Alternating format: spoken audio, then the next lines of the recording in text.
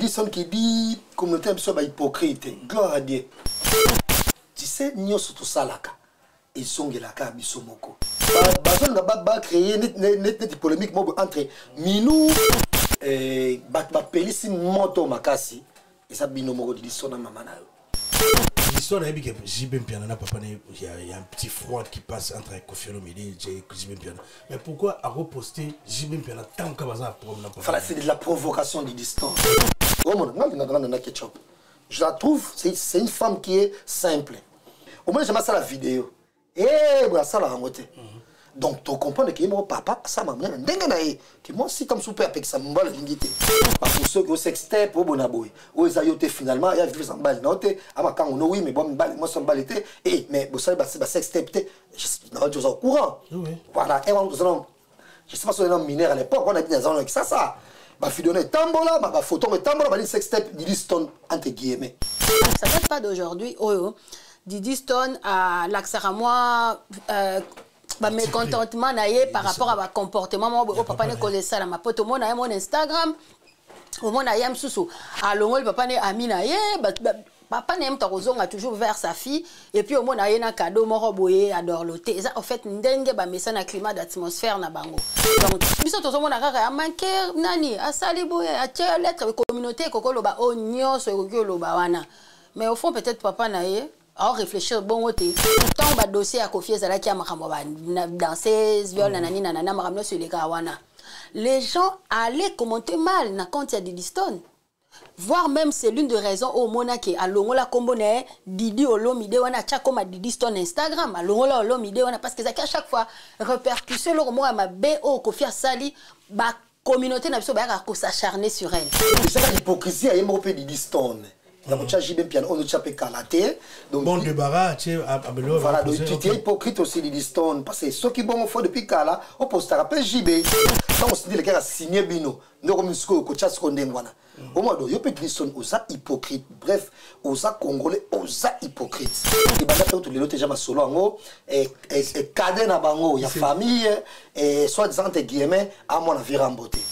Et ça m'a monsieur comme il ça yo mo ka reçu position elle se tel que ma mère elle est faible elle peut pas parler à part à Diddy Stone toujours le balaté yemo ali azana camarade ne copine ne makasi azam ta YouTube mama Eliane ni tout assez la ke ba live wazo sapena live wazo finga batu bazo benga bazo lobela à part Diddy Stone elle peut aussi coach mais pendant nga ceux qui a vraiment moyen wazo cha moi je pense que ils ont bien dit. Comment c'est fait que film vous avez sur la chambre on a venu sur la commune on a chango vous avez fait normal à l'époque vous avez dit comme on candi coucou vous avez venu nous vous avez soit venu on est bien venu en côté maman Odette mo maman kamba non nucléaire mo na venu en autant mususu boye à coup film au kenda raté tant sur pas nucléaire on les tam sur l'os ramadesu Saint-Tiche camarade mo na c'est maman bango et maman Sidonie mo boy on va camarade ya Sidonie et tant ça maman Sidonie on se bela et maman peut très bien ah oui c'est gâté maman peut très bien siko maman par exemple tam susu azobela plutôt que tala été bato bongo roi bino binonde bato lingite na Congo mais alia sozeka Argentine bato ndi bato sozo côté là yo on peut se image mon to l'équipe maman Olive so sindipe on me peut se image te fille moko no parla IPC on sala ba note moi il colo fille moi c'est une dernière talent ce n'est rien photo na yo na Sidondia et na Fali to monaki na peut se faire contre maniquer mani ka pesa ka kanda vite se faire contre na mama yo comportement no faire contre ne maniquer tout le ka ba mbi ali mo suke linga ma to mone ka onde boy mais o expliquer biso lelo ke yé pas bande ko kenanzela 5 sur 5 ba bomba et pas na 2 mois parce que Kofi azalaki mobali ya godé donc babilo kona nyonso wana c'était pas important de venir dire ça ya ko mi sala audio wana ko partager pour atindela ngo mututé yé azalaki déjà na poto wana e balinga na Kofi ana ndenga poto nde bazako parce que Kofi azalaki na mwasi mususu yé ba bande ko zoende zo ko bimana mobala batu bazuyo ba chono no ba coffre no 2 mois qui pas belle sœur a bombio le lot to mona mama rifa pe le sous soyé. Peut-être hier il y a des apports ça peut déjà mon colo peut-être il y a un qui n'a pas façon mais tout le monde y a ça c'est-à-dire tout le monde a qui pourquoi quoi étaler quand même on va vendre 28 ans Kofi ko za na base belé mais peut-être moi na basana non so o va ene tomula eza lia relation na bango ezui en plein wana ya mabe wana par rapport à Kofi Ninga vandaka 10 ans ayaka pototé alors on a 10 ans na zaki na muto bandaki parce que obi la petite fille à manger hein aso vana na Cindy ernyoso yo zaka na poto soit disant yo zo kipe bana OK kipe bana faut ba kola na poto entre temps le vieux quand il a besoin de se satisfaire être fidèle ou pas là tozo na preuve moko te poto moni na likango jusqu'à là likango ali à moko bimite quand ndeto yoki mwana suka bwana wana parce que ba soupçon un frère moi non tu sais quoi tu sais nous les Congolais ça on est na biso en tout cas Diezola nazaka kana yo agence kitoko boy papa obiki na tindi batu nyonso kuna au sein la famille surprise tindela bango biloko toute sécurité na agence de biso Zola production A rue du Marcadet numéro 31 rue du Marcadet Paris 18e biso tola la kate biso totinda kana pepo totinda kafe na masuwa na Diezola et comme beta gazon ngabi bela Paris zaka Diezola batu donc bazo kam ndiki biloko zo koma noki boy na batakisa sa bazo ndima te boye biwano ye okutani na Diezola tu envoies ton colis ton frère ou ta sœur ou ta mère à Kinshasa il prend le colis à bon et uniforme nulle part ailleurs sur Zola Production avec lui-même Diezola London aussi voilà mariage là samedi l'autre j'ai demandé qu'il bloque commis et pourtant na tela qui voit on a cal mardi na tongo lelo jeudi aux on a maboko des jours côté kokina nexté de aux voilà na tia qui pas ya Zola Production pas Diezola 31 rue Marcadet nzamba pambola bino penza o agence ki to pe loko bunga kate nande boza ko embala ngo bozo protéger ngo na biloko eza fragile en tout cas die na éviter et on a kina kei kitoko vraiment en tout cas merci beaucoup pour kende ka de l'avant.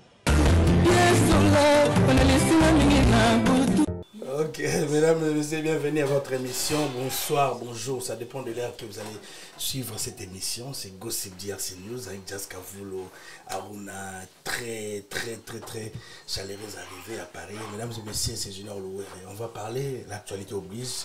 On va dire un grand bonsoir à tout le monde. Binoto Bolanda, Bisso partout, vous nous regardez partout dans le monde. Botala Bisso au Canada. On est sur Gossip DRC News avec Junior Louer. Donc, moi tendance, hein. Mesdames et messieurs, aujourd'hui j'ai un grand plaisir de les recevoir encore pour la énième fois dans ce plateau de Gossip DRC News, Jaska Vulo, qui je dis bonsoir à toi Jaska Vulo. Bonsoir Junior Loueri, je salue tout le monde, et bienvenue encore une fois à Lorette Aruna, c'est Paris. Bienvenue s'il te plaît. Mon invité à moi de ça. Donc, et ce soir je remercie Ghislain Massamba pour la prise de vie et bon boulot également et à Michel Kombe Ghislain Massamba Ghislain Massamba pour la prise de vie et bon boulot comme ça à Michel Kombe pour la réalisation de cette émission et l'émission je la dédie à Wilfried garçon capable le papa de Chaiden pourquoi pas à Christian Bompate. Merci beaucoup, c'était Jaska Vulo. Bonsoir Aruna, bienvenue à Paris. Merci, bonsoir Junior. Bienvenue à mon plateau de Gossip DRC. Vraiment, merci beaucoup. Merci aussi à Jaska Vulo. Ça va? Oui, ça va bien. Comment t'as trouvé Paris? Bah, c'est bien, j'ai aimé, voilà. Bref, okay, merci beaucoup. Elle s'appelle Aruna, c'est une chroniqueuse qui vient de Kinshasa. Avec elle, on va partager, on va parler aujourd'hui avec tout. Makamto et Galelo, sur le plateau, on va parler. Jaska Vulo, bienvenue à l'émission. On va dire un grand merci à Michel Kombe Aigle pour ses beaux cadres. Ghislain, merci. Sans oublier la présence de Jennifer Humberto. Bonsoir à toi, Jenny. Jaska Vulo, l'actualité oblige, Kofi Olomide, trop de problèmes, à part musique. Aujourd'hui, on va parler d'un lettre qu'on a réussi. Entre le qui a une lettre, côté Libiso Awa, sa fille qui a écrit dans.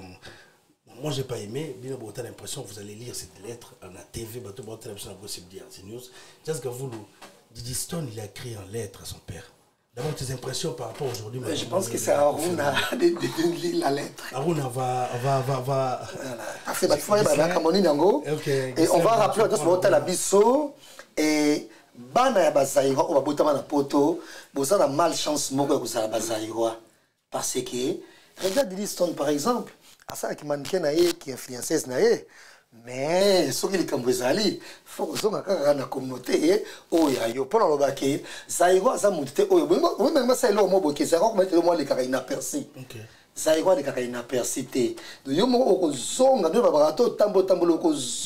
un zonga, donc, poste wana même bana o mindele balanda ki ba comprendre bango ngote. OK. Et puis c'est très courageux de la part de Diddy Stone. Ba ba finga bazo finga. Comment don ndenge pe atolingaka. C'est pas si le retard. OK. Aruna attends aussi d'abord lettre ou Aruna autant les lettres écrites par Diddy Stone postées par hier. De prendre des bateaux sur la TV, lettre biso de créer lettre de Diddy Stone o ya tieto wa fichango pe. Hein, aigle wa afficher bon na gisle ba wa fichango bo tango pe na ndako. Aruna s'il te plaît. Si tu peux nous lire cette lettre. Ok, on parle bien de Koffi Olomide là. Ok. C'est là que je vois à quel point cette communauté est l'une des plus hypocrites au monde. Ok. C'est moi qui ai ramené ça sur Internet. Tu es sûr? Ou bien c'est lui qui s'expose et humilie sa famille entière ouvertement en public depuis des années. Ce n'est pas une question de séparation. La séparation ne date pas seulement d'aujourd'hui. C'est vous qui en êtes au courant aujourd'hui. C'est même moi qui conseillais à mes parents de seulement se séparer calmement et proprement, car l'atmosphère dans laquelle nous vivions était juste invivable. Vous ne comprenez rien, vous passez votre temps à vous prononcer sur des sujets que vous ne maîtrisez même pas un peu. Vous ne connaissez que 5% des icebergs et vous permettez de juger. Ce que moi, je n'ai absolument pas supporté, c'est que ma mère, qui en plus de subir ces humiliations répétées, puisse se faire insulter et manquer complètement de respect par des membres de notre propre famille sur le net. De rumeurs sur mes petits frères, des fausses accusations, des audios qui circulent, j'en passe. Et bien sûr, la personne ne réagit, ne serait-ce pas par respect et par considération pour la personne avec qui il a quand même partagé 28 ans de vie commune. Mais en revanche, quand c'est pour poster des vidéos bêtes sur son profil Instagram, là, il y a du monde. Tout ça pour pouvoir se dédouaner et faire la victime en mode. Non, c'est pas totalement de ma faute. Regardez, elle aussi. Mais qui fait ça, franchement? N'importe qui pourra me comporter. Stop. Vous rigolez. Merci beaucoup à vous. Je sais pas si pour un micro, on a un micro dans la pied. Ok, ça va, bon. Ça va bien. Ok, ça va. Voilà, vas-y, Aruna, c'est pas fait. Ce n'est pas totalement de ma faute. Regardez, elle aussi. Mais qui fait ça, franchement? N'importe qui pourrait me comprendre. Stop, vous rigolez ou quoi? Sincèrement, je l'ai dit ouvertement, vos insultes, vos moines à ma baie. Tu vas être maudite, impoli, ingrate, etc. Ça me rentre par une oreille et ça ressort par l'autre. Ok, là c'était Diddy Stone, la lettre qu'il a écrite à notre communauté congolaise. Diddy Stone l'a fait des Koffi Olomide. Dans la lettre à Comélé Bissot, il a traité de son père. Et déjà... Je vais prendre d'abord tes impressions par rapport à la lettre. J'adore Diddy Stone. Diddy Stone, la très très belle Diddy Stone que j'adore. Et j'ai beaucoup aimé la lettre de Diddy Stone. Okay. Et j'aime Diddy Stone aussi par-dessus tous. Et Diddy Stone qui dit communauté un peu hypocrite. Gloire à Dieu. Okay. Je suis le seul qui n'est pas hypocrite dans le Congolais. Okay. Moi, je très bien. Quand j'aime, je dis j'aime. Quand j'aime pas, je dis j'aime pas. Il y a un moment, je suis en émission. C'est que je suis en balobaka. Et je suis en émission pour la vérité. Diddy Stone. Biso baya na yo te biso nous t'aimons beaucoup.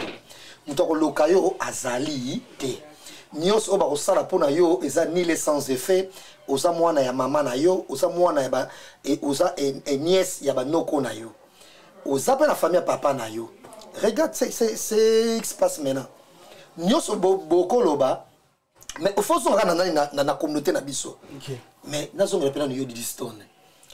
Tu sais nyos tout salaka. C'était très bien à l'époque. Quand on faisait des vidéos, na papa na bino, na maman na bino, na concert, baso boa kabino, baso sabro. Ils allaient bien. Parce que les loyo, basaïro est belé et baso n'a créé une polémique entre Minou on va revenir sur Minou. Mais très bien que pelisi moto makasi et ça bino moko Diddy Stone maman na yo.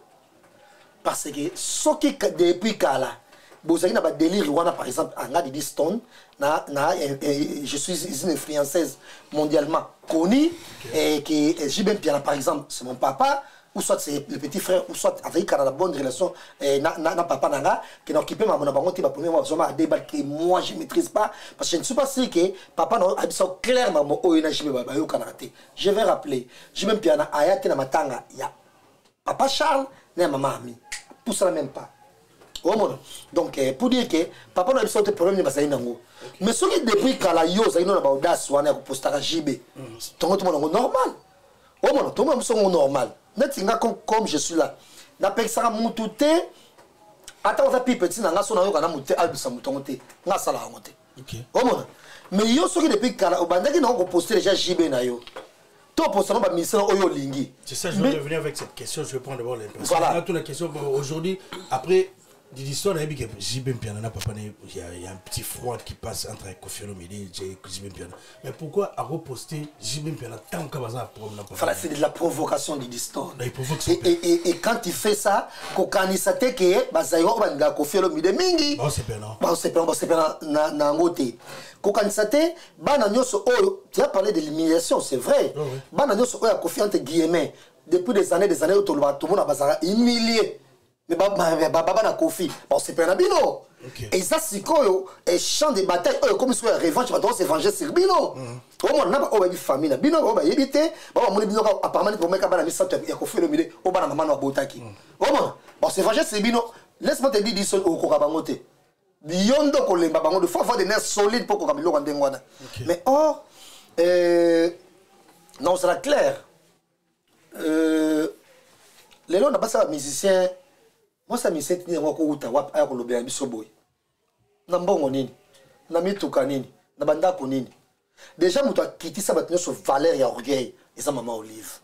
Omona, moi c'est un voando bosinyo so mokileza ya bango. Mazana ba pauvre. Lelo fille moko ya kitoko makasa tanga pe na IP ça ba droit ba économie. Maman ça théâtre. Nous c'est mama Olive. À valoriser le métier, humilité, l'équipe Maman Olive. Moi, ça me sert à l'équipe Maman Olive. Maman Olive a qui toque nous sous. Donc, pour dire que ça me sert à fier Rwana Botika. Ok, merci beaucoup. Mais ça fait ça. Ok. Et il y a une raison dans le baquet. C'est pour cela que moi, j'aime Nana Ketchup, par exemple. Nana Ketchup. Je la trouve, c'est une femme qui est simple. Des ordres de tout et les Karahawa, surtout. Autant la famille bango et fallait par exemple na banane entre guillemets au moins j'aime ça la vidéo et voilà ça la ngote donc tu comprends que mon papa ça maman ndenga na que moi si comme super avec ça mbala lingité oh voilà yango wana Didi Stone makabokoti ya bazairwa okulemba bango. Donc pour toi il fallait pas que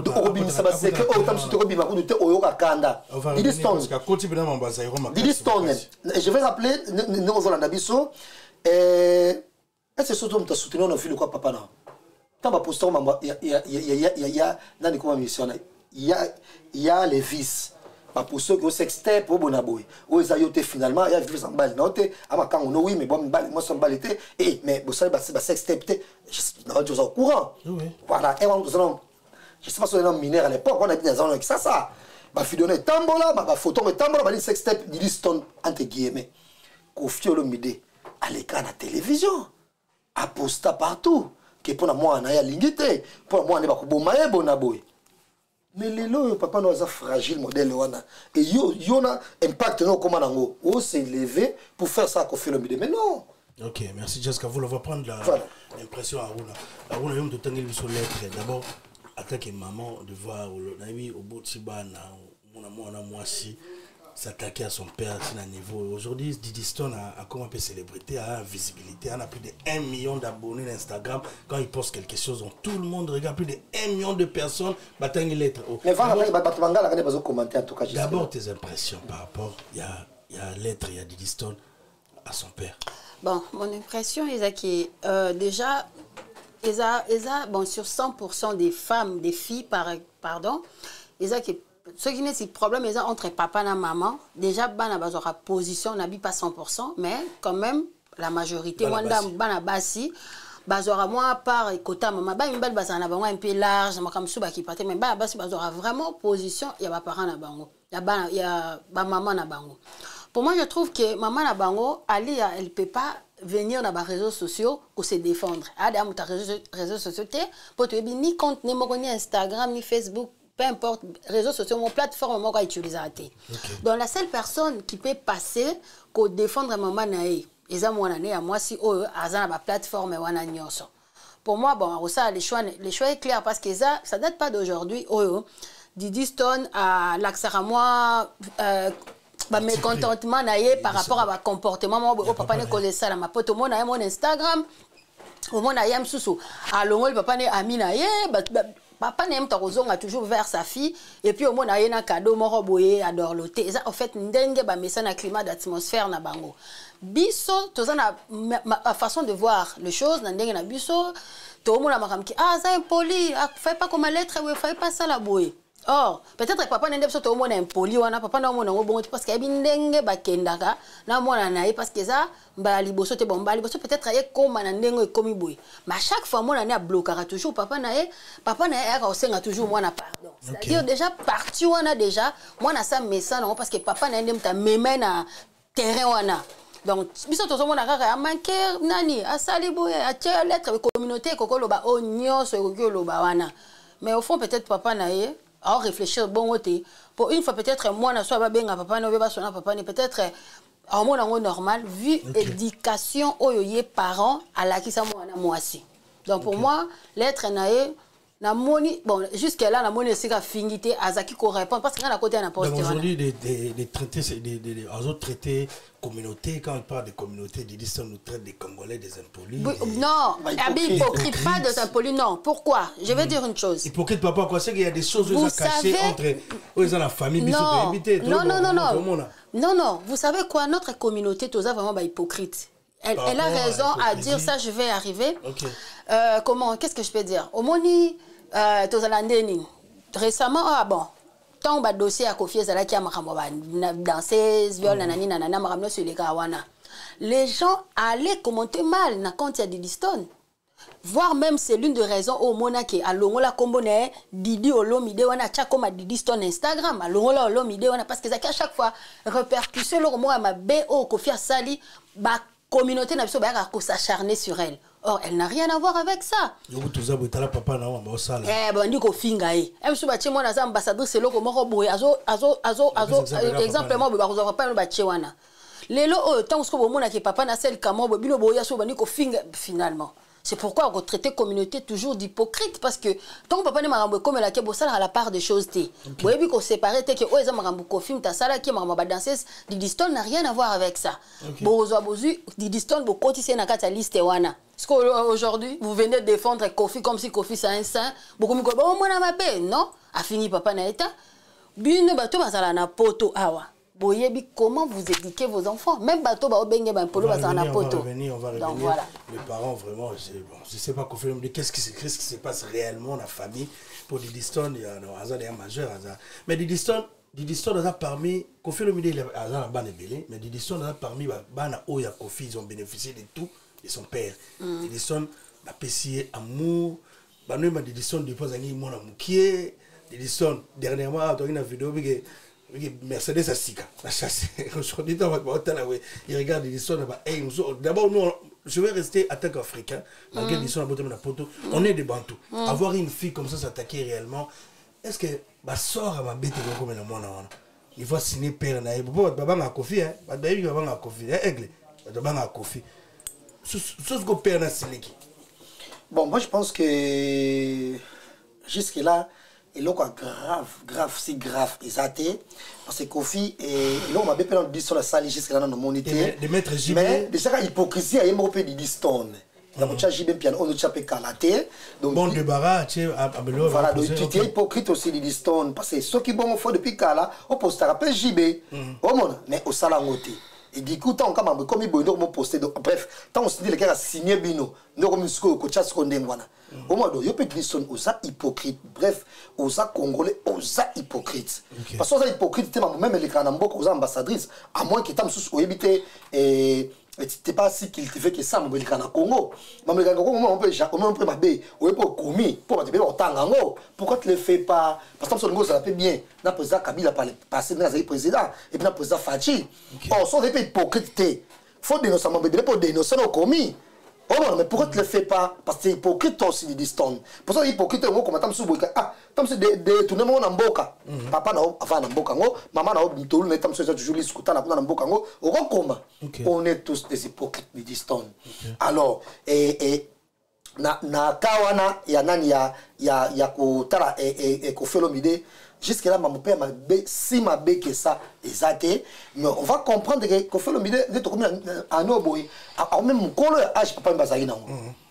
Il a 66 ans, il est 67 ans. Au moins, à l'équipe, papa m'a une année. Donc, on comprend que mon père m'a appelé au cas fragile la minute. Arrête de faire ça. Ça, ça, ma moteur, les caca, et que ça, autant que ça n'est pas si bon à bouer. Attends, je peux te prendre. Juste vous aujourd'hui, la même lettre, on a dit Diston à se lever le mot très capital. La relation par rapport à ses frères, qu'est-ce qui se passe, ma frère, d'ailleurs? Il y aura ma naissance là-bas. Bon, nous on parle de. Qui n'entend la lettre. Ma frère a dit Diston, qu'est-ce qui se passe? Je maîtrise vraiment. Pas grand chose, mais il se murmure qu'il y a ma solo, on est obétama, et ben après tous les autres déjà ma solo en haut, et cadet na bango, il y a famille, et soit disant entre guillemets, à mon avis remboté. Cadeau wabi. Saint James. Ouais, c'est vrai, Saint James. Mais ça dire plus le sous Saint James. Ouais, Saint James. Soit disant entre guillemets, à mon avis remboté. Tu peux dire ma solo car vient monsieur petit naïmo boye, petit dans la moi c'était fallait la moi sinaye, alors vieux pe capable passer, vient la moi ça petit naï wana. Petit on passe venger sikoyo, aïe c'est osa. Mère. Dans ça la bonne le va congolais peut généralement entre guillemets puis surtout presque sauf na tam soit la limite. On va la préservatif et c'est mes contacts qui de soit ça moi on a souka mais je sais pas parce qu'on on peut aller bien payer agwana kofi le milieu. Non mais c'est qui est vrai aujourd'hui. Mais ça bien ça comme coup c'est oh ba on soit ça milai. Non mais kofi ça ali a pas ça milai makasi. Ça aussi donc voilà. Les nga père na ça milai mais nga zo mère na biso et comment na moi. Mais na garde toujours le nga père na biso aguna. Il se murmure Aigle, il s'est murmuré, mais tu peux savoir de son la c'est la ligne préservative, c'est très important. Surtout quand tu es jeune garçon, maintenant femme mariée à bateau. Minimum ça la préservatif. Au monde. Et puis encore, ça comme ça moi il y a moi mon colo. Mais ça la préservatif pour éviter me faire malade, mon côté ça la paix cala, tu vois. Donc voilà ça conseil de lancer à bon, c'est très important. On va pas clôturer mais là on tourne la question aujourd'hui Didiston nous traite de la communauté des hypocrisies. Mais Didiston nous annonce une émission avec Adoyo qui je salue. Ça sera bientôt. À quel ça n'est pas Adoyo? Non, mais il faut déjà vérifier si vraiment la source elle est bonne ou bien c'est vrai vraiment qu'il y a Azo, c'est ça. Non, mais la toute autre question. Didiston passé chez Adoyo, c'est une émission c'est pourquoi je suis en train de dire. Didiston passé chez Adoyo, moi je trouve pas ça mal. Vu que tout le monde a d'Adjo les Kakuna. Et alors, qu'est-ce que ça fait? Non, avec tous ces problèmes ici, Adoyo, pour faire quoi, pour dire quoi sur sa famille? D'abord, ce que je comprends bien, la famille subit quelque chose de grave parce que quand il a mentionné ses frères, le Seigneur veut dire non, mais passer, en fait, émission on doit commenter sur ça, surtout mon émission. Surtout jusque-là, tout le monde qui est là. Déjà dans la fiche. Mais Adoyo, est-ce qu'il a confirmé que l'émission est Azo ça a dit? Tous tourner déjà. Tous de la carana émission et matière et quota, tant matière et quota. On va parler sur ça pour pas comme ça la débat monter sur photo ou bien sur le mot va poster. Tous la matière, tout le monde OK, on débat sur ça. OK, on attend le cas. En tout cas, Didi Pika. Pika. Mambozo kota. Non mais miso zo kota. En tout cas, fa Pika parce que tu rappelles de ce côté la biso et au monde congolais. Pour me demander c'est pour me demander ça bien. En tout cas, faut les nous pondu, faut les nous foufou, faut les maïe bobo ça ça mboka. Et maïe bobo c'est bien ba grand frère. Il y a fraîche coute. Ba maïe bobo ezaka awa. Mais pour que tu comme il faut le matoyi oya biso ya Zaire. Il y a un Congolais ils ont mal chance que ça Congolais ils bit ndenge na ye. Pour dire ce tonso qui star soi-disant. Faut que les gars on n'est pas Claudicia. Peut pas Claudicia il serait que beta maté et les gars le quoi d'être une pépé bon. Mais en français donc. Et quand on amener à tatina té. Nous total on pas zater ton commentaire à zater. Gims à les gars na c'est à vous. Bato même pas au courant qu'il y a quelqu'un c'est à vous. Mais maintenant YouTube na on a tellement commentaire, mi balé mi sato. Oh non. Donc, pour la communauté, tout ça fin. en tout cas Didistono c'est une émission té bon italien hein bon Didistono parce que ça doit bakas wana Didistono so bon adoyo c'est un confrère ami quand attaqué makaza so la vérité sur la TV eko ko isabe papa na akoli déjà pour sikoyo wana sikoyo tozo banga kofi pour sikoyo wana sikoyo il faut ça payer hypocrite alba vérité alba vérité faut expliquer sur les mambo nyonso oyo eleka na kofela mide mambo oyo dans bafundelaka ye bona botina komi akite omona ya mambo nyonso oyo eleka barumeur tout eza oyo tamosouvera basala na famille na bino afoza bakuya koloba ngo soki okoki koloba ngo te biso tokozonga so na baémission omona en tout cas eza risque réfléchir et puis bajour nyonso faut nde nayebisa bazairoi faut psychiatre ala toujours na pembeni ntango osala makambo omona faut psy aza na pembeni mpo te bele bakodisjoncte je vous dis omona en tout cas et puis soki nazonga mpe susu mpa nani ya on va revenir nazonga moke tamoso mpo kuna totange mingi te epa nani ya mère alia c'est très suspect quand même. Il y a une question de tout, non, mais je vais en profiter un peu ça. Porte de la chapelle, Jimmy Chiwan qui nous suit, John Douer qui nous suit depuis autrice. Bonsoir à vous, mais aujourd'hui, Didistono Azaraming na mère nae. Est-ce que c'est pas la maman Aouna? Il va attaquer maman de voir ta fille attaquer son père. C'est que Youm Trotindae. Est-ce que c'est Ali à qui envoie Didistono de faire tout ça par rapport à il y a une autorité aujourd'hui à Didistono Azanango, na bateau balandara Didistono partout. Est-ce que c'est pas la maman qui envoie sa fille attaquer père par rapport à Makamo tous les cas sur Kofolomide?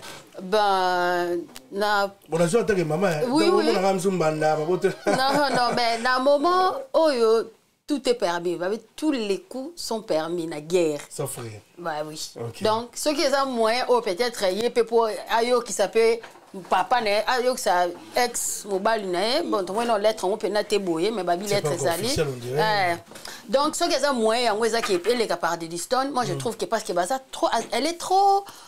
Aujourd'hui, Ali a utilisé l'autorité à moi. Nabi akoki pe ko utilisant bon to ko affirmer ngo pas à 100% mais akoki pe ko utilisant ngo akoki po yabi kem sousuye asa la plateforme moto akoko loba parce que récemment tout le monde peut-être artiste na biso moko pour na oyana débat na te ozaki ke ex mama ba na leka ki yemoko na ba fungol pa ba page Instagram o yemoko za loba mais Ali asa na compte Instagram te ana to yebi Snapchat na ete to yebi lo monter c'est-à-dire rotinda mwana na ye ceux qui moyen yango wana pourquoi pas pour baza ba komaneti ba copine na mwana ne tana ndo ya Paris jour na oya to ina vol moko na Air France to ina ba vol moko donc au moins peut sentir que maman peut na mwana ba yepe ba koma pe mon fleurité ba vana na pool multi séjour et sili ba zong na bon moi ke na mwana ba na complicité ba ki voilà baza na rotana complicité ezaki makasi mwana yaki makamne ya une hôtel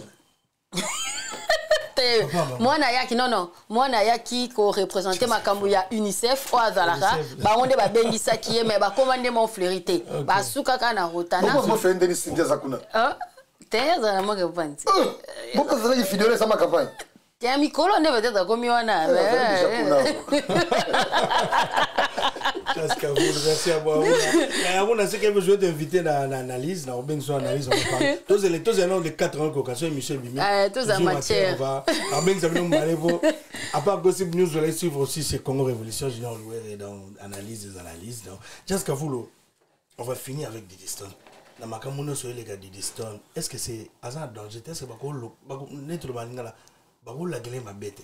On l'a dit son mabé nanding aya na bar na binote ya sabo na buya sana na ba mindele kuna ba chaque mousse ya ba buna bola keleni non mais tant que ça mission na deux donc c'est et mission jusqu'à pas contraindre tout le monde qui affiche je te rappelle ouais on doit c'est là jour mais dans les premiers dans 3 jours en tout cas mais là ma pire maman ils sont là et mais ça des causes peut pas on trafiquer on peut faire que tu vas annoncer te so tout allait bien Adoyo est déjà avec Kofi Olomide Adoyo yambi ba te belé ba lo ma ba Kofi Olomide ba Adoyo mais il est pour rien le pauvre bah lui c'est un journaliste il fait son travail je sais je voulais juste poser une question. Bon, aujourd'hui, Didistono aussi. Il est pour rien parce que à ça pourquoi, et on en a toute la question, pourquoi quand les soins à dos, c'est qu'il y a une maman qui va balanda à peine. Mais Ado, il reçoit. Bah, sur Kofi Olomide. Mais il y a ma belle Kofi, est-ce qu'il y a un talobara bien invité, invité sur le mot, le vieux, ma caméra. Et on a une question, pourquoi Jazz Kavoulou? Pourquoi Jazz Kavoulou? Pourquoi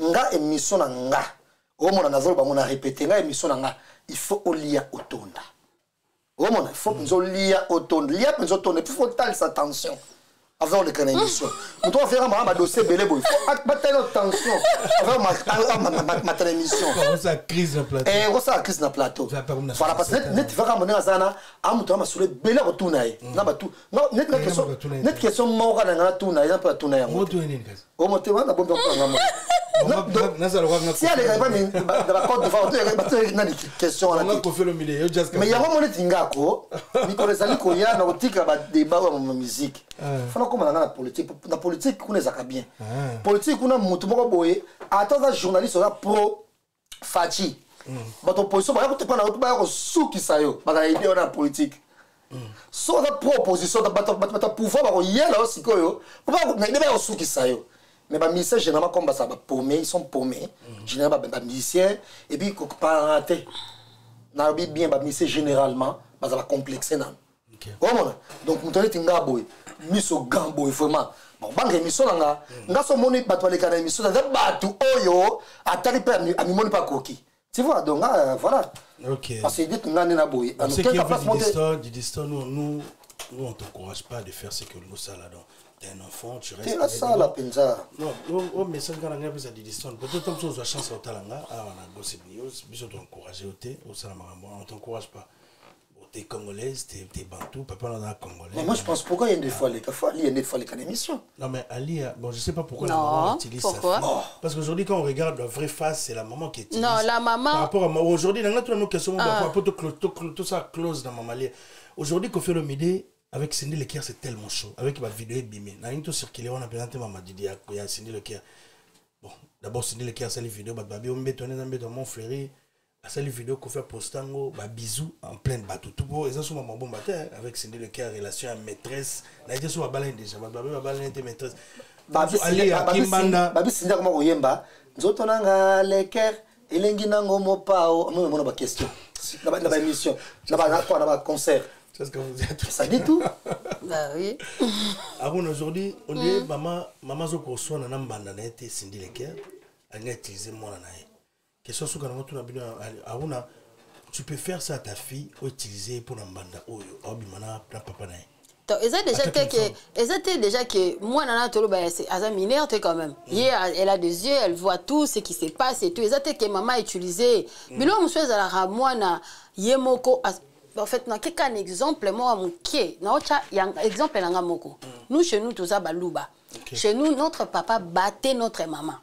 Moni papa na biso baluba mbala baluba o ba uta vraiment ba brut wana ba beta basi tonga obeta sikoyo mama biso bana eza ko teke mama lobi na biso ke bozo défense nanga biso bana toza déjà na kota mama ça dit toza pona mama eza mama monsieur comme ibo eza yo moko ka ozui position elle so tel que ma mère elle est faible elle peut pas parler à part à Didiston toujours le belate yemoko ali azana camarade ne copine ne makasi azamu ta YouTube mama Eliane nitu asela ke ba live wazo sapena live wazo finga batu bazo benga bazo lobela à part Didiston un peu aussi coach mais pona nga ceux qui ça vraiment moyen wazo cha moi je pense que ils a bien est-ce que just mais moi je pense que par rapport ya ba kotanga makambo di nani a commis Didiston a commis na lettre a commis albi bien que yenda encourager ba parents ba kabona na malembe mais ba kabona déjà mais biso toyeba qui peut divorce on toyeba ngo mama rifa mutabibisi yango parce que toyeba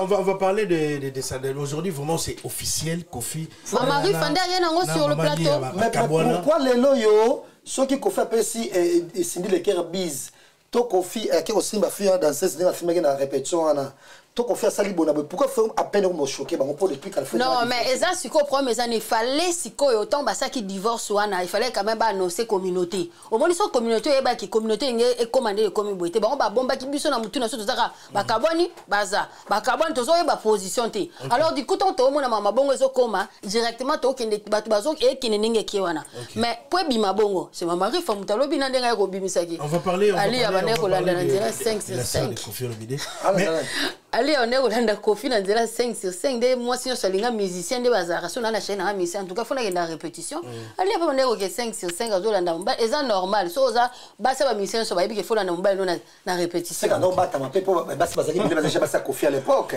pour moi donc faut comprendre que il n'y a rien de moto te pela bile mo peli Mama Rifanda na audio peli so so non just que vous Aruna merci beaucoup pour l'intervention tozonga na dossier Mama Rif à la fin mais Mama Rif à Londres c'est la sœur à Kofi Olomide après plusieurs années ce qui était il y a aucun mois moi na Kofi Minou apparaître dans ma dossier à côté ma papa nae aujourd'hui on a volé habité chose à Kinshasa doit tenir non avant kuna et babel avant comment ça fongoli ça une entreprise na Kinshasa vraiment basée na Kinshasa mais bamona na ndena profiter. OK merci beaucoup on va parler un peu de Minou la fille de Kofi la deuxième mois na Kofi Olomide après Aristote c'est Minou de PC de profiter de PC Mbote aujourd'hui à côté les papa nae est-ce que c'est pas Kofi Olomide bana bazo kabona déjà ba kabona d'esprit par rapport à aujourd'hui bana ba kabonaté na makambo yo ils sont comme là entre leurs parents. D'abord, tout le monde a Minou, après 30 ans, tout le monde a apparaître sous cela. Voilà, et moi, Minou, laisse-moi te dire qu'il ne faut même pas. Pour quel intérêt? Non, mais pour son père. Non. Son père a grandi. Son père n'est pas en danger. Et puis son papa n'est pas en danger, il faut l'étendre pour protéger dans la police et tout et tout. Ma famille. C'est pas, mais ouais, voilà. On va en danger, on a toujours dans mon fléri, on a toujours pas qu'à s'anaïe, il y a ma zamba, on a problème. Et puis Minou, quand on m'a battu bongoté. Maman papa n'est pas pendant tout ce temps, en gros, il faut même coup sonner. Yon de Minou attaque Yaya, il faut tam au dossier tension. Pour au fait que couper ça et l'autre côté, ouais, j'ai grande dame aurait su commenter et entreprise on a dit sur toute seule. Donc on a été en compte dans la vengeance pendant tout ce temps, au confiance on occupé notre récupérer des distances, bon non. Moi je pense que la pauvre Didi elle est pour rien. C'est toujours votre papa, c'est le dernier mot. Ta mère ali yango. Amo sekala ba vidéo, o sekala pe kitoko. Avant no sekata. On fait que quand on a une photo dans yo casserole. Na grand hôtel, je sais pas c'est quoi occasion yango. Et tout le monde ali kala, tout le monde ba 2016 ou quelque chose comme ça. Mère ali. Auto pesa moza ko fanga binga et puis c'est moto pon. Parce que yo casserole. Auto pesa nga mbotete. On pesa moto nta sekata bo na pesa moto ndeni. Papa c'est nga mbongo te so di mo pesa moto pon. Na ila na pas na yete na ila na pas na yete. Omona. So pesa moto pon ni si yo casserole dis-moi. Pesa nga mbotete. Na bonanga de to comprendre que moto c'est un esprit ya ko sekela c'est que ça peut battre. Omona mais mobali o aligné c'est ko sekaraté. Tu vois? Yepé na ki mwana poto na entre guillemets. Omona c'est mama ba blédard. Donc mbali moi ko tu démon ça aux temps ça na ngote et pour exécuter. Omona ndaye. Yango il open en reprocher Nani et Cindy Decker. Cindy, j'aime pas des filles comme toi. Des femmes, n'a des mots déjà à 40 ans. N'a pas si le quoi yoté. Comment c'est fait que filles, vous avez sur la tchango, on a venu sur la commune, on a tchango. Vous avez filles normales à l'époque. Vous avez dit comme on candy coucou. Vous avez venu, nous vous avez soit venu, on est bien venu en côté. Maman Odette, maman Kambano nucléaire, on a venu en autant, sous boye, à coup film au Kendakate. Tant que pas nucléaire, on est tam sur l'os Ramadesu. Saint-Tiche Kamani on a la maman bango et maman Sidonie moko boy. On va ma camarade ya Sidonie. Et comme ça maman Sidonie on se bête là. Et maman peut très bien. Ah oui, c'est gratuit. Maman peut très bien. Siko maman par exemple tam susu azobe la plutôt que tala été. Bato bongo roi bino binonde. Bato lingite na Congo. OK. To lingi bato so ngoko mapa moi ça Kofi. So ngoko ça pas moi ça Kofi bato lingo. Pas to linga bango yote na comportement wana. Yango ni ali to ko kotelete. C'est ça aussi. Parce que le comportement wana te. So il ba linga yo. Zongela Cindy normal o sayi karata o sayi kandi kuku. Que so itam so kamba na quartier la bino matangeza OK. Ndenge nana ketcho pasalaka. Mais il faut ba libérer ndé. C'est ça. Oui, il faut liberté na yo. Ouais, on ndeni. Ba ça s'arrache la liberté. Voilà ba arracha kuna. Kuna ça s'arrache la liberté. On se souvient kende. Oh mona. Non, so kitanga macho. Voilà.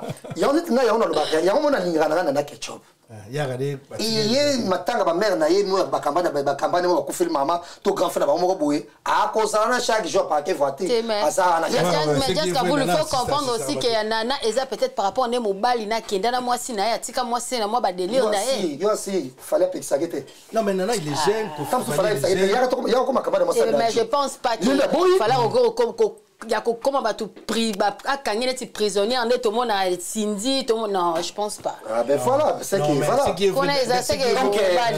Donc Minou donc pour toi Minou kota makambo Minou kota makambo na écoute la qui ça tout comme là tu dis secrètement sur le raté écoute Didi moi c'est ta sœur arrête de faire ça et tu laisses les vieux voilà par exemple nous on n'a rien fait on peut se tout ça bah émission sociale la vieille émission comme ce ko yinda na sundo la biso mais regarde nous par exemple on n'a rien fait et on a cette société là on a progressé Minou comme là moi ba musicien so yebité Didi Stone ba musicien ba kisi ba musicien Zaiwa so kene likolo makasi au moins on peut me souffler c'est maman et là non mais on n'a pas parlé de Rossel maman on était ah papa na loka mo on était dans le second kutu bato so baba ko loka Didi Stone te sauf papa na sauf papa n'aime trop loka et pas papa na comment donc Minou kokota makambo wana te yo sala parce et lokona yonde mère ali ko sala te ko réunir bino nyonso comment yo zalas ko wana ke non ko sala mo te pas biso so to meto loba mais yo tout bien pour yo so loba pour finga ko fa même no vacances aux États-Unis ko fa même no bateau so yemba bino bo ba bref OK comment merci beaucoup et yango ndenge sa boye mère alia soze ka Argentine ba ndi bateau so côté là yo on peut se imaginer mon to l'équipe Mama Olive mais toi là bo su connaît Mama Olive ba do ngala ba bongo de ça OK so sindi pe on peut se imaginer te fille moko no tanga na IPC ano sala ba note moi il likolo fille moi c'est une dernière talent ce n'est rien photo na yo na sidondia et na fali to monaki oh mon on t'en kandi kuku donc yango moni te ba to côté la bango payo te nga na pe se fana côté maniqué maniqué pe sanga kanda vite se fana côté la normalement yo comportement na fana côté ne maniqué ba te nga bo na se na poto na boy na ki français na bo pe ngani te yo français des autres ou bien on peut sanga nini na yami linga boy et puis jour mon petit na pas no la makoso na ba chambre fronté déjà de 1 voilà de makoso j'avais le manger ça makoso tu vois j'habite Paris toi tu habites Kinshasa waya nous pourrait que ne peut ça coupe électrogène oh mon donc je suis pas hypocrite je suis pas hypocrite kandi kuku zongela ba camarade nyonso Ozaina Bango, bon exemple ya Maman Olive, merci Gino. Jessica Voulou, Candy a commandé la femme mariée, merci beaucoup. Mais faut ça ma camarade. Jessica Voulou s'il te plaît, là c'était Jessica Voulou. Michel Combe, moi madame ma camarade. Oh mais bien sûr. OK, merci beaucoup. Bon on va y voir, mon niveau complexe ya ma bé. Ça dépend de mobile, ne so mobile na pekisi ya pekisi. Ah mobile so pekisi. Ma Denise ma camarade na ye. Bah ça dépend. Bien sûr, ma camarade. Et bien sûr, pourquoi pas. Donc, Cindy le Kayoga conseil à Jessica Voulou. Pourquoi ça veut dire que tu as mal ayebi. Même si tu as boy, tu as un camarade qui est to kola na bango. Non, na simba 500 € te na vie na ye. Comment?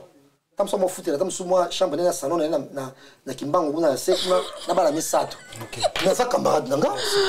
Aza camarade nanga, yo so ndeni wa camarade nanga. Oh mon ako gangela nga pe.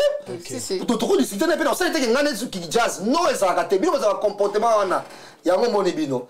To ça na bino analyse, il faut les son analyse hein. Non, analyse. Oh appelle ko benga. C'est faut ça na fisto manisa. Ah OK ça.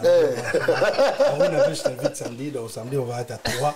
Pour clôturer dose l'émission hein biso Didi Stone nous en tout cas Didi Stone autorisé au thème au Kolembaloso sans ça les besoins on est là la communauté congolaise au tata autorisé au thème mais aussi là aboke katana donc on est là aussi la cac hein doyoué c'est la gale on va dire un grand bonsoir à grand garçon Fiston Manissa, merci pour l'assistance. Jessica vous l'envoie citer mais du dossier merci que go bénisse. Merci qu'on dit bonsoir, merci qu'on la Suisse. Merci. Bonsoir à toi. Jessica vous l'envoie citer. Merci beaucoup Aruna, merci à toi pour toi vite fait par rapport à dossier pour l'être. Non, t'as pas encore temps de susciter. On va finir avec cette question la serre de Koffi Olomide.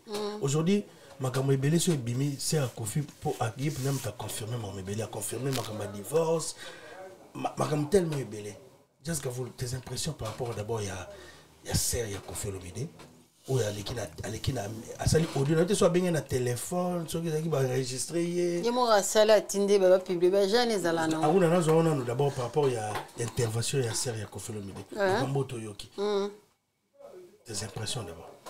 Ben, mes impressions, pour moi, j'ai trouvé que c'était pas une bonne voie. Oyazwaki, ya osala audio. Audio déjà 7 minutes, atindeli mutu. Pour ngai, ata yondo za somta audio 7 minutes, on a ngote. Audio na asala ngoye moko avant d'enregistrer, après c'est pas partager. Ata na mutu atindeli audio na te. Déjà, ko ça les lora bon pour moi, je trouve que ezaki na ngobet po ba secret mususu. Bon, tu fais que toi ba na biso peut-être tena eleki mulai na resena na oka kionka ka mutu na yo ki Sylvie. Non. Donc pour moi na moni audio na nenga salaki et tant que femme d'abord, il faut que tu arrêtes parce que yemo a confirmé que non, oh mon frère c'est un homme à femme. C'est-à-dire aux autres confirmer mais il faut qu'il y ait un musicien, il faut qu'il y ait qui malade déjà ka VIH, syphilis ça, gonocoque ça, infection ça pour les aller belé. Bon babi la majorité musicien va se protéger déjà ndeto yo kaka. Ndeto yo kaka. Mais si ko ton yo ozo lo banabiso qui aza homme à femme. OK. Déjà, au comme compensation n'enga banya ko kena répétition à 5 sur 5 to yebaki parti on biso to yebate. So to yoka ba mbi ali mo suke linga ma to mone ka onde boy. Mais o expliquer biso lelo ke yepa banya ko kena nzela 5 sur 5 ba bomba e pa na 2 mois parce que Kofi azalaki mobali ya godé baza donc babilo kona nyonso wana c'était pas important de venir dire ça. Ya ko misala audio wana ko partager pour atindela mo mututé. Ozomona. Pour moi, je suis contre ça. Non, mais Ali, tu vas bien noter en école. Maman Ali, tu vas bien noter en école. Mon ambinza. Camarade intime Ali, qui sont là. Te wana na lo, na balingani ana nenga poto. Jeannette Bombo la qui pire camarade. Ya jimol na maman. Je sais pas si Jeannette Rosa camarade Ali a parlé à 5 ans. C'est pire ça. Pour Jeannette, si je me trompe pas, c'est moi 473 ou un truc comme ça. L'amitié n'a pas d'âge. Oh, Ali avait moi 67. On continue. Oui, donc des wana yé azaki déjà na poto. Wana balingani na Kofi ana nenga poto. Parce que Kofi azaki na mwasi mususu ye babanda ko zwende zoko bimana mobala batu bazuyo ba chono no ba kofre no de moi qui pas belle sœur a bombio ba vérité on a nyonso wana ezaki nango important de venir étaler ça sur les réseaux sociaux parce que na nyonso wana yo za pe mwasi bilo wana ozolo ba wana ça peut aussi chasko balusa neti ezala siko yo ne ikozaka parte parce que j'ai l'impression comme si ba belle sœur nyonso baza ba leke ba musicien nyonso ba leke ba mibali nyonso baza ba musicien parce que ba non ba bato ba yebani so totally tozui o eleka ki artiste so tozui grande sœur ya Fally Ipupa to mona ki pa ya ki na réseaux sociaux zo loba le lot tozo mona mama Riff appelle sous soyer. Peut-être hier il y a ça ça peut déjà mon colo peut-être hier il y a qui on a façon mais tout le monde y a sali sur c'est-à-dire tout le monde qui pourquoi quoi étaler quand même tu vas vendre 28 Kofi ko za za na base belé mais peut-être moi na base na non so va vendre tom là ça lia ouais supporter p pas bêtise non 28 oui 28 à supporter ba bêtise pour oza na coupe na mobali o ki makamba violer ba danseuse ovandika na libala na déjà eza mutema oyo ka ba scandale nyonso ya mabe ezoya ozo sentir que danseuse na chlambe na ndaku bada oza na mobali bo sentir mobali aboti na danseuse mwana na kokani na mobali na yo donc kuto bombe zate tala ba dossier ba blog oya supporter na libala wana et alors mama Riff koko ya te na réseaux sociaux on obimisa on eti mo eloko moko ba minimiser souffrance wana parce que depuis kala ye peut tomber ba no linge bongo aben ba c'est ba délire na te mobala zakina ba délire na to boité si achaka ba danseuse mais on a tout question quand il a approché Kofi savait que Kofi a été déjà marié d'abord eza basi yani déjà le qui na lobi déjà qui donc tant maman li aye ko soit place ya mutu mususu si yango monique avant 28 ans de mariage andima ki ne marambwana nyonso parce que ayebaki ayaki na ide ayebana te ce que je pense que soki atobi baso ba yebana ayina de ba yemba ye na nzembo te soki acte mais basa 28 ans na 28 soki ayaki pona masa kenda kala mais puto yaki okuta déjà ne temps yaki on peut non peut ba recette basaki on déjà comme sujet recette ba betaka na ba YouTube ba ko kokaki na minute kokati peut-être rivalité oyo ya sikona na chanteuse wana mso kasi kutu abimisaki mwasi ta kumisa nga kumisi yo parce que evra kumisa ba godé pe bongo ta kumisa nani ba Adel Mbuyi bongo bate na kumisa nga chayo ba kumisa ba nga kumisa moi je trouve que donc on comprend que Mère Ali, non, moi je suis contre cela. Moi je trouve aussi que relation à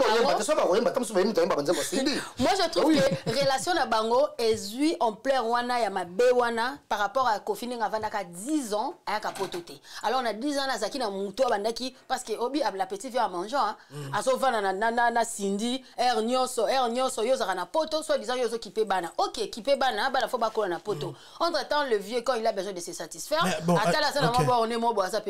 question n'a pas jusqu'à vous la fin au bêta masolé à de quoi Kofi mais est-ce que dans 10 ans Kofi sortait avec Sidi Le Cœur aujourd'hui baby maîtresse est-ce que Ali aussi était fidèle? Bon, Ali à être fidèle ou pas là tous on a preuve mort tout le monde dans les kango jusqu'à là les kango Ali à mort bimité quand de yoki moi na souka bona bona parce que ma soupçon un frère moi non tu sais quoi tu sais nous les Congolais ça on est na biso artiste na biso kaka fali ma kamne bimaki bakomo zo moi no biso so to yebi ka beta tatouage na nzoto yebi ke moi ne bakomo bate moi na soki ya na bakomo tanga eza na onde na biso ba Congolais to za na biso ka bongo ko tu parti wana na rokota mouvement de tête pour Congolais musane ka moi soka yini muta ko zona moi na moko zakine abambele mutu so za fidélité c'est comme ça les Congolais donc déjà parti wana ko tu eza na au débat moi eza faux débat mais eloko peut-être ça li que relation wana et qui ne sont équilibre était 10 ans avant na Congo, Ali abandé quoi peut-être na ba vacances, peut-être pour ça fait 1 mois, azumesco tout ces temps qui reste. Bon bah là c'est qu'on a Cindy. Cindy des fois lié à l'ambelaye, Cindy fois l'andelaye, ba besoin est sexuel, ba besoin ça a besoin na ba attention no so na besoin a ozongi pas Cindy. C'est normal. Que bolingo et matasu makasi pour ba tunyo so ba s'attendre te pour biki na nenga ba goût. Na nenga ko baby ke ko faza basi mo baboui mais omona bise mo simo mwindu ya muke pe bavandi wana c'est-à-dire a chepe mayela bon c'est pas bongisi pe tolo alors le image tu vas mona a changer image a changer pendant que c'est moi forme na gunaye doit façonner loko na mo façonner ngo c'est-à-dire que base nango ce qu'on fera ça choix entre les enfants qu'on va na poto ou venir à Kinshasa. Aujourd'hui il a préféré Cindy Le Cœur. Ben oui. Ok, merci beaucoup. C'était Aruna. Merci beaucoup Aruna. Jessica, on va commencer d'abord pour tout clôturer. Tout banon audio, il y a Mama Wiva, il y a moi si de quoi Kofi. Il y a Mama Rifa. Excusez-moi. Après on va finir. Est-ce que 10 ans il y a Kofi Olomide, Cindy Le Cœur. Est-ce que Maman Li a peine à poto zaki infidèle. Bah traiter qui était infidèle, bah mon a quelque chose de traité. Bon déjà pour la infidélité. Bassigno sur la poto presque généralement à 80% infidèle. Ok. Voilà. Donc c'est la poto ça il y a découverte caca. Et ça on peut penser quelque chose tout on a découverte caca.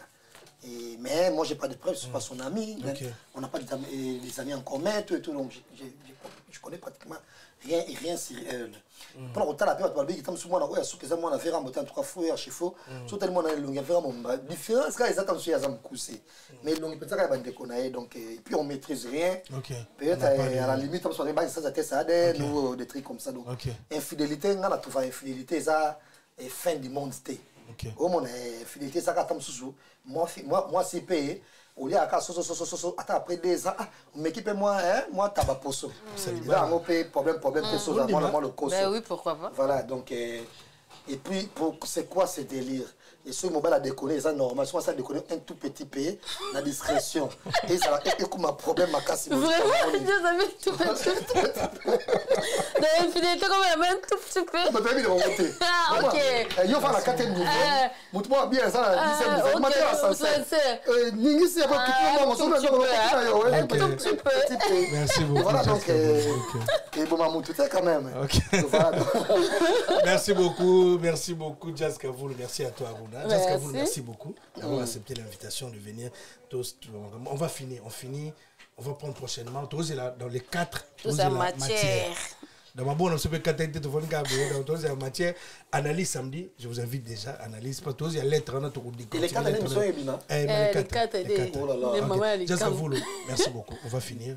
Dédicace à Aruna, ça sera la même chose pour cette émission. Voilà, je vais profiter de cette occasion pour inviter tout le monde le 18 février. Soirée CDI, Noisy-le-Sec. On va rappeler que le 14 février, je ne bon à Saint-Valentin. Mais pourquoi tu dis CDI? Yo moi c'est mon boss, c'est pour 6 mois na pote c'est belé pour na couple sur vous 6 mois.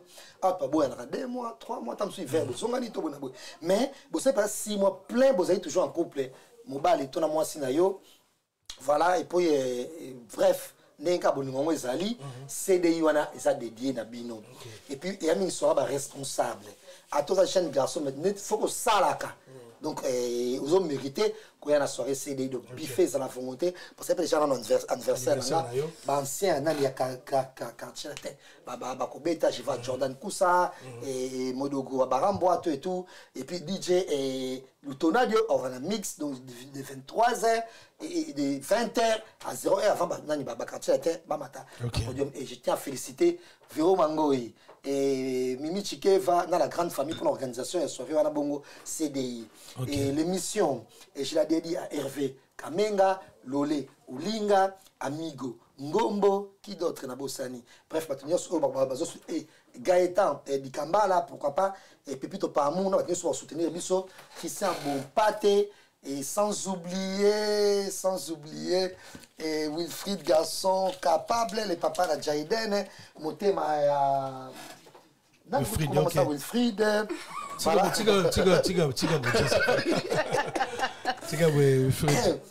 Voilà. Et okay. Je tenais à remercier également Ghislain et Massamba pour la prise de vie. Bon, et encore une fois, Moussala Gitoko, na régie finale et pas Bongo ya Michel Kombe. Aigle. Ok, merci beaucoup.